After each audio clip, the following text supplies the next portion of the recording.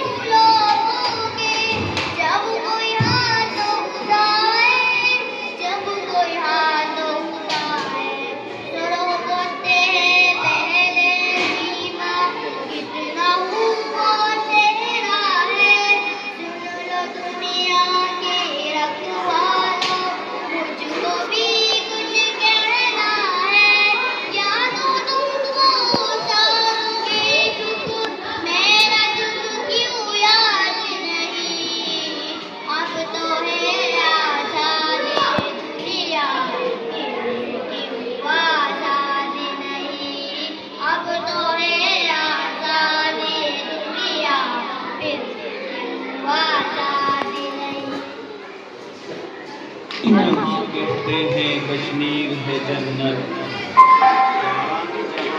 कहते हैं कश्मीर है जन्नत, जन्नत किसी काफिर को मिली है न मिलेगी। Bismillahirrahmanirrahim.